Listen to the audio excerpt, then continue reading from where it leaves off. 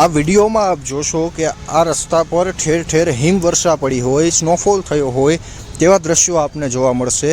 આ વિડીયો મોરબીના પાનેલી રોડ પરનો છે, પરંતુ આ કોઈ સ્નોફોલ નથી, હિમવર્ષા નથી। જી હા, આ છે પ્લાસ્ટિકનો વેસ્ટ। જી હા, આ મોરબીના પાનેલી રોડ પરનો વિડીયો છે કે જ્યાં આજુબાજુના જે પેપર મિલના કારખાનેદારો છે તેમના દ્વારા પ્લાસ્ટિકનો જે વેસ્ટ થતો હોય છે તેનો નિકાલ અહીં પાનેલી રોડ પર કરવામાં આવે છે અને ક્યાંક ને ક્યાંક એવા દ્રશ્યો સર્જાય છે કે જાણે પાનેલી રોડ પર હિમવર્ષા પડી હોય।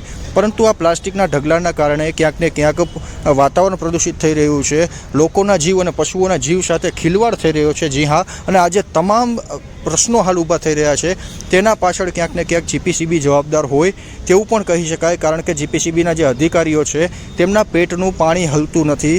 ક્યાંક ને ક્યાંક જે સામાન્ય નાગરિકો પણ ત્યાંથી પસાર થતા હોય તે પણ આ ઢગલાઓ જોઈ શકતા હોય છે, પરંતુ જીપીસીબીના અધિકારીઓની તો આંખે જાણે પાટા બાંધ્યા હોય તે રીતે અધિકારીઓ વર્તન કરી રહ્યા છે અને જીપીસીબીના અધિકારીઓ ઘોર નિંદ્રામાં હોય તેવું પણ કહી શકાય, કારણ કે હાલ આ પ્લાસ્ટિકના વેસ્ટના કારણે ક્યાંક ને ક્યાંક જે પ્રદૂષણ ફેલાઈ રહ્યું છે તેનાથી પશુઓ અને ત્યાંના જે રહીશો છે, લોકો છે, તેમને પણ અસર થઈ રહી છે।